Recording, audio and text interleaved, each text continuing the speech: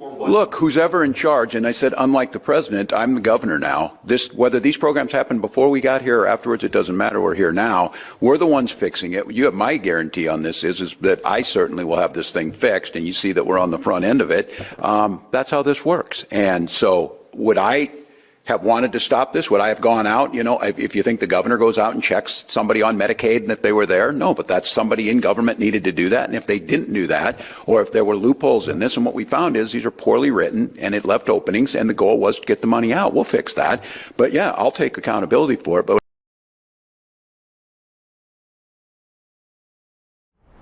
all I want for Christmas is Tim Walz in federal prison.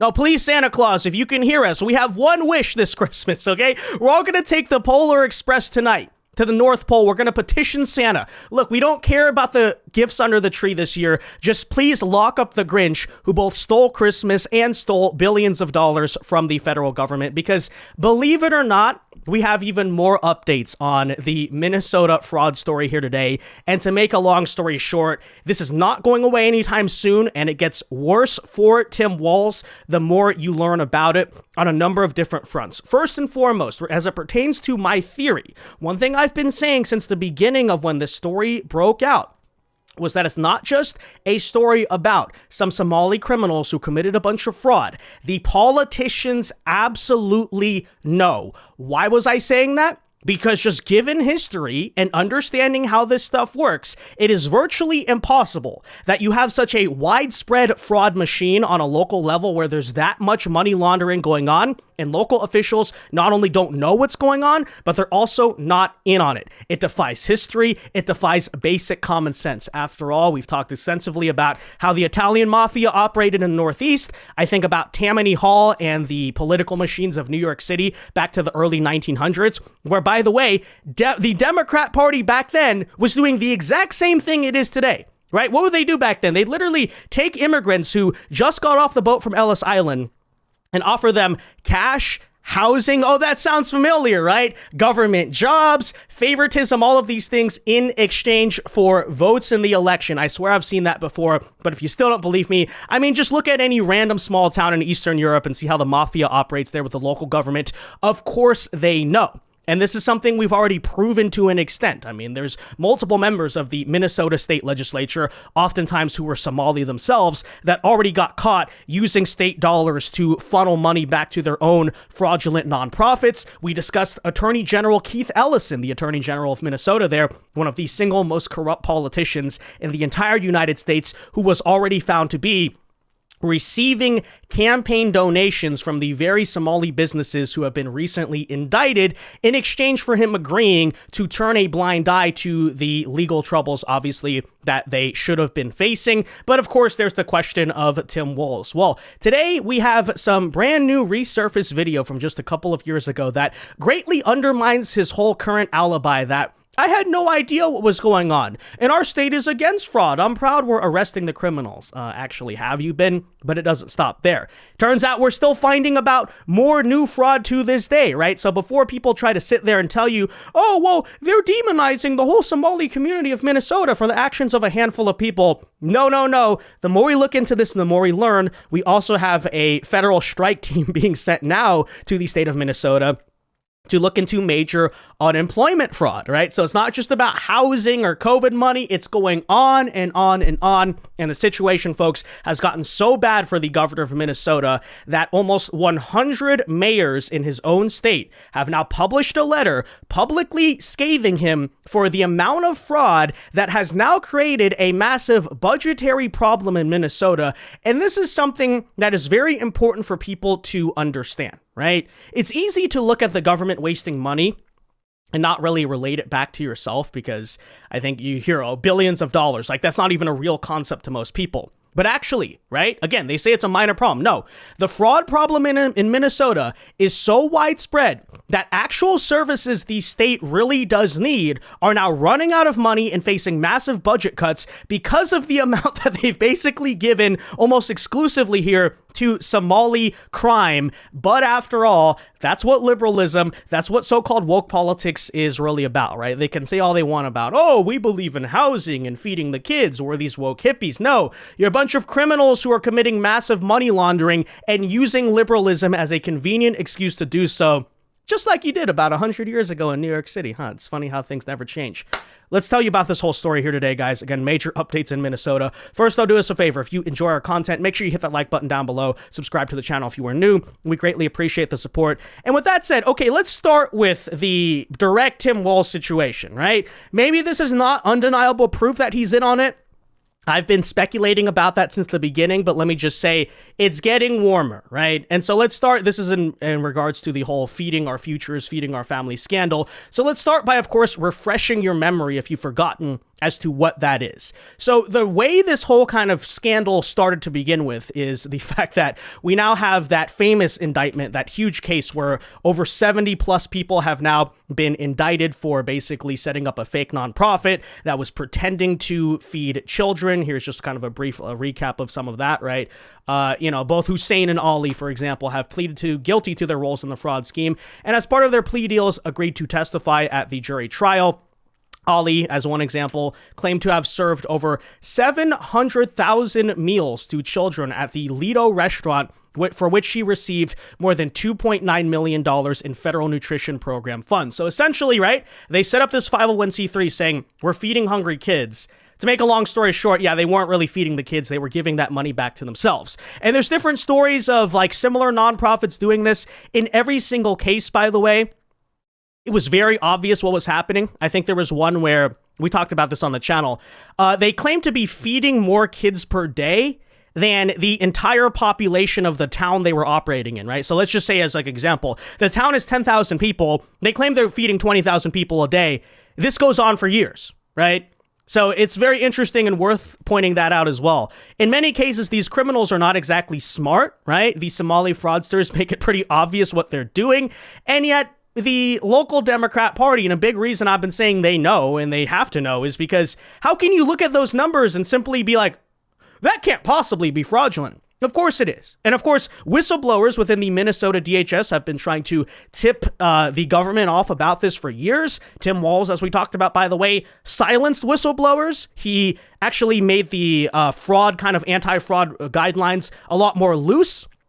So he cut parts of the government. The only those he supports apparently is the people who are actually looking into how money is being spent, right, both from the state and federal government. So, there you have that. And, this quote right here reads, she was saying if you do 1,000 meals a day, you'll get more money. You'll get a big check. You'll be living the American dream. Yeah, obviously, they were defrauding the government here as we speak.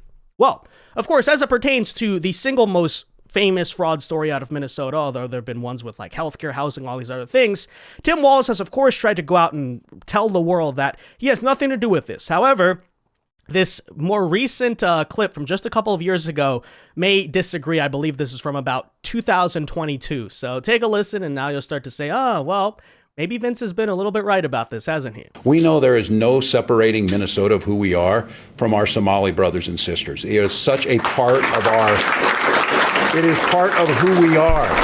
It's such a good part of who we are in every aspect of our life. And the opportunity that we have in Minnesota, as we said, to make sure there is no reason that every single person in Minnesota has to go to bed hungry at night. We have the ability to feed everyone, to make sure every child goes to school. There's no reason to have lunch tickets and lunch counters and lunch money and that. We have the ability to provide universal meals for breakfast and lunch to every single Minnesotan. There's no reason we shouldn't be able to house every Minnesotan with investments to make sure that they're culturally appropriate ways that we can make sure we lend and have the ability to build housing to transfer wealth down through generationally. And there's absolutely no reason that anyone in Minnesota, especially our children, shouldn't have the option for affordable quality health care. We have the best providers in the world, and we have the capacity to do that. I want to thank our friends in the legislature. I know Steve Elkins is here and others. We have a budget that reflects those values. We have a budget that reflects the care that you see in this room and the sense of community. So I, along with you, as I'm thinking and reflecting on what kind of world do we want to live in, I'm just grateful that there's folks here that are trying to make that world a reality, that are coming together and showing the strength that we have. Okay, so did you catch that? There he is, first of all, praising the Somali community, while also talking about his state's work to particularly do three major things: feed hungry children, housing, and affordable health care. And by the way, he was praising the fact that, oh, our state budget reflects that. What does that mean? Well, as you know, if you've been watching the content, the state of Minnesota has been giving out a bunch of money, like billions of dollars over the years, to these very Somali-ran nonprofits who were doing, right? One of the stories we kept talking about over and over again, those exact things that are now in all these different indictments, right? Feeding the kids, a bunch of indictments. Housing, a bunch of indictments. Fake nonprofits that weren't actually housing people. And lastly, healthcare. We even talked about one of those as well, right? There was some Somali fraudster who had registered like 15 different healthcare companies at his own house and weren't actually doing healthcare. Yeah, so, is that necessarily, let's be clear, evidence you could use in a court of law? No, this is something that's still like we're trying to just sleuth a little bit here. But again, I say, guys, use your common sense, right? This guy not only is now on camera admitting to what his state was funding and being so proud of it. At the same time, he's silencing whistleblowers. He's ignoring the repeated red flags from the Minnesota DHS and is claiming, oh, I had nothing to do with this. While, of course, he repeatedly tries to use the Somali community for votes. His BFF and Attorney General is directly receiving campaign donations. Was Tim Walz doing the same? These are all things I'd like a better journalist than myself to figure out. But again, I just say, right? Folks, it doesn't stop there, though. Just today, we further got the announcement out of Minnesota that the Trump administration will now be sending a strike team into the state to investigate new allegations of major unemployment fraud under Tim Walz. Oh, so it's like every fraud in the book is going on there at a massive scale. I think you can basically virtually guess that if the federal government is sending money to the state of Minnesota and to Tim Walz for any reason, right? It can be welfare, it can be education, it can be infrastructure, whatever. It just doesn't matter. It can be FEMA money for a disaster. It's a reasonable assumption to say that a significant portion of that is being frauded out willingly by the state government. But that said, take a listen. And again, I say this is how deep it goes. You sent a team from the Labor Department to investigate. What's this about fraud tourists? Well, unemployment insurance fraud is something that the American people don't deserve. The unemployment insurance fund is to be whole for one specific reason, and that's to bridge the gap between when people lose their job at no fault of their own, that they can find a new job, and it's to bridge that gap. When you steal hundreds of millions of dollars from the American taxpayer, we need to find out what is happening. So I did send a letter. The Department of Labor, through the Employment and Training Administration, sent a letter to Minnesotans to say, we want to know what is happening. So please produce those reports. So we're going to send in a UI strike team to find out exactly what's happening on the ground. We will not tolerate fraud under this administration. Was there this fraud tourism? I'm interested in that. I'm told there were Somalis loading up suitcases with dollars and flying to Africa to deliver it. Is that accurate? Yeah, that's exactly what we want to find out. And those are the reports that we're demanding by the 1st of January. So when that UI strike team goes in, we can do that full investigation and report to the American people exactly where those dollars have gone. Yeah, well, it just goes on and on and on, doesn't it? This is a widespread issue. And again, I say these criminals are not even all that smart. It's not a very intricate scheme. None of the ones I've heard so far do I think, wow, they're really such great investigators for cracking that one. It's just so obvious what's happening. And here you have another one, right? So these people are taking just giant suitcases with thousands of dollars of cash in them over to Somalia and knowing everything about that country, right? All the terrorism, all the fraud, all the piracy. No one was suspicious about that, right? Hey, why don't you want to send them money electronically so it can be tracked? Oh, gee, I wonder why. By the way, if Somalia is so unsafe, because that's what we kept being told, oh, well, they're refugees and they need to be here because Somalia is dangerous, then why are they taking plane trips to Somalia to give money? Yeah. It's almost like at least a huge swath of this community in Minnesota is solely in the United States for the purpose of making money by defrauding the U.S. government, defrauding the taxpayer, which means, in other words, defrauding you. And please remember that, because we're about to explain here, folks, how the issue, especially if you're a Minnesotan, but even a federal taxpayer, directly does affect you, right? because it is a reality that, kind of the pockets are tightening in America. Of course, the national debt's been a known issue for decades now, but even on the state level, I don't know if you've noticed as of late, Minnesota's not the only one, but a bunch of states, particularly liberal states post-COVID, have run out of money. They're facing massive budgetary shortfalls. And, it's very easy to blame a significant component of that on woke politics. It's like, oh, well, you're giving welfare to too many people. You're paying for these illegal aliens, whatever. But I think it's also a valid conversation to have. Okay, how much of it is bad policy and mismanagement, and how much of it is just simply being lost to fraud? And that's why we say, no, it does matter to you when Tim Walz, again, likely in on it, allows these Somali criminals to fraud the taxpayer. And this is exactly why. So we just got a letter today from 98 Minnesota mayors that are warning that state fiscal policies are hurting cities, residents, and local budgets. And isn't that ironic? The liberals are the ones running out of money, right? The liberals who are like, we're taxing the rich and we're paying for people's education and the infrastructure, and those evil Republicans, they want you to live in some Gilded Age 1800s world with the pollution and everything falling apart. And in reality, it's always the opposite. Isn't that really funny? Hey, how come the Republican states seem to be able to pay for the things that magically in all these liberal states, the money keeps vanishing? Because you're engaged in crime. It's called money laundering. It's not a complicated concept to understand, but a letter to state lawmakers from almost 100 mayors here is citing fraud, unchecked spending, and now forcing property tax increases on residents and businesses. Isn't that really funny? So it's already a liberal state, high tax state. Oh, we need to raise the taxes more because, it's your patriotic duty to allow Somali criminal migrants to commit fraud at your expense. You better pay your taxes. Are you a tax dodger, huh? Are you unpatriotic? You don't care about your fellow Somali criminal? That's actually the argument of the Democrat Party. Keep in mind, right? These people still to this day go into the midterms, go into the next presidential election. They're going to say, tax the rich, the corporations. It's so insufferable to listen to, right? So yeah, how dare you? I don't even care if they're rich. How dare you suggest raising taxes on anyone when this is what you're, of course, spending your money on? But anyways, let's get into it. So a group of 98 Minnesota mayors have raised concerns with state leaders in a letter about their state's fiscal policies, saying they have impacted their cities and residents, noting a disappearing $18 billion budget surplus to a projected $3 billion deficit for the 2028 to 2029 biennium. By the way, this is a very similar story, especially the years of the terms, right, to when Gavin Newsom, coincidentally enough, took office in California. When he got in, California was at a massive budget surplus. He bragged about it for a couple of years. 2020 happens. California just gives out a bunch of, crap to illegals and crime and all this garbage. And then as a result, magically now they're facing a budgetary shortfall. How could that be, right? It's a big mystery. They're going to blame Donald Trump. I don't understand what it has to do with him. You can't blame not taxing the rich enough because you are liberal states and you've been doing this for a long time. Where'd the money go?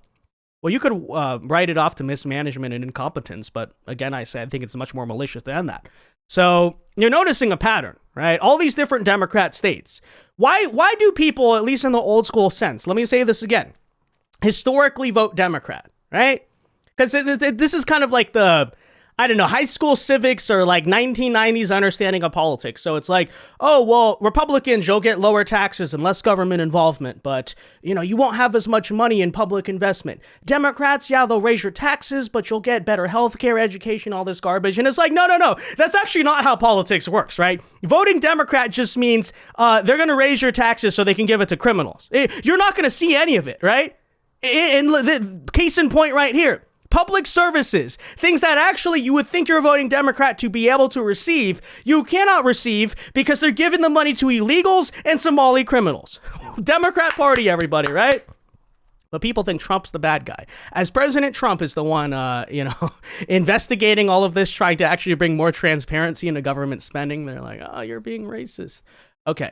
That said, in a letter to state lawmakers and Governor Walz, the 98 mayors expressed concern and frustration, said the state was slipping in national economic rankings. Oh, isn't that so funny as well? Because all these liberal governors, right? Gavin Newsom, another prime example. They always make this argument like, oh, well, Tim Walz said, oh, we have an A+ credit rating. Gavin Newsom says we have the biggest GDP. It's like you didn't build any of that, right? You inherited that from decades ago, right? California, as a prime example, has always been an economic powerhouse. But ever since you took office, everything is slipping, you know? It's like a kid who receives a big inheritance, squanders all of it, and then brags about it, right? I have like $1,000 left. Oh, I have $1,000.